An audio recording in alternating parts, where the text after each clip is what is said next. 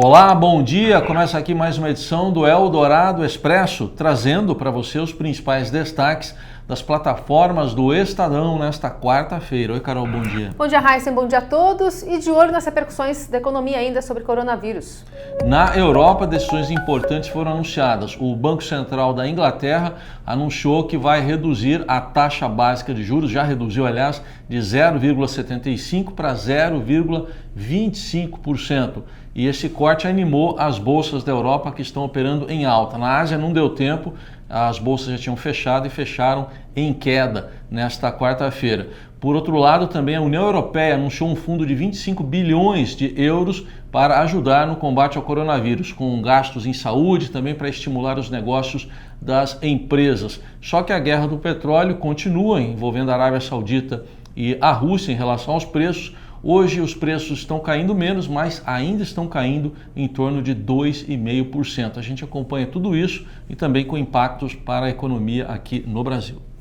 Pois é, e falando justamente sobre essa questão da guerra, né, do preço do petróleo e também como o Brasil tem se desenvolvido na questão econômica, tem uma previsão de contingenciamento do orçamento agora para 2020, né, o primeiro desse ano. O Estadão traz hoje detalhes sobre essa conta que não fecha, até porque se o dólar ficar, aliás, se o petróleo ficar mais barato, isso diminui, né, os impostos e a arrecadação de estados. Há inclusive uma comparação, por exemplo, a cada 10 dólares a menos no preço do petróleo, isso representa para o orçamento da União menos 100 milhões de reais. É bastante coisa, essa conta então não fecha e tem reportagem do Estadão falando sobre esse assunto, com revisão inclusive prevista para o PIB para 2020, que pode ficar menos de 2%.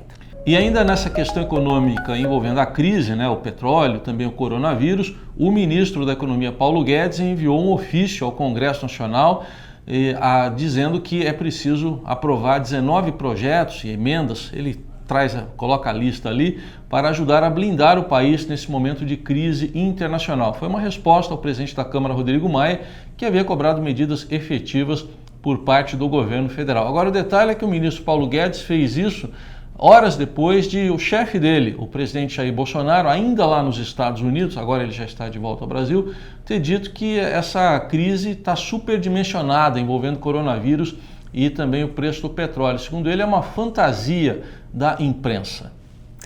E os números do coronavírus aqui no Brasil? Saltou de 24 para 35 o número de casos confirmados. Um último de um marido de uma mulher que está internada em estado grave, inclusive no Distrito Federal, por conta do coronavírus. Ele se recusou, primeiramente, a fazer esse teste, foi obrigado por conta de uma decisão judicial e deu positivo.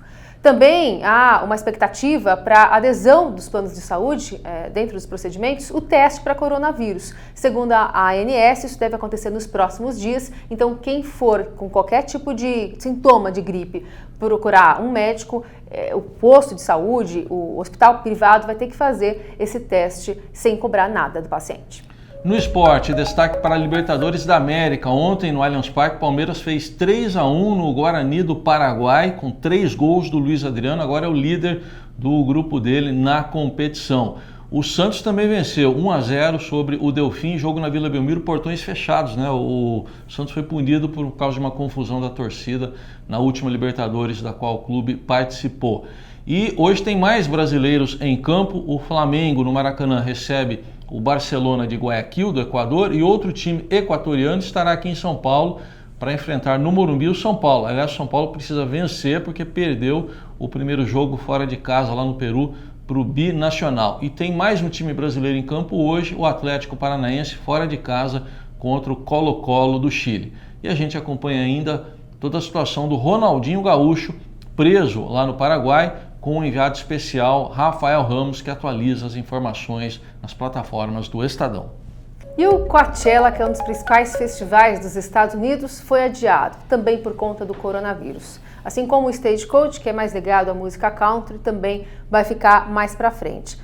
Ao passo que aqui no Brasil, o Lollapalooza vai prosseguir. Está marcado agora para o dia 3 de abril, o início deste festival. Acontece no Autódromo de Interlagos, aqui em São Paulo. E segundo a organização, todos os artistas internacionais confirmaram a presença, incluindo Guns N' Roses e Lana Del Rey. Distância de 1 metro, né, que estão recomendando. As pessoas vão ter que ficar ali, caso queiram, né?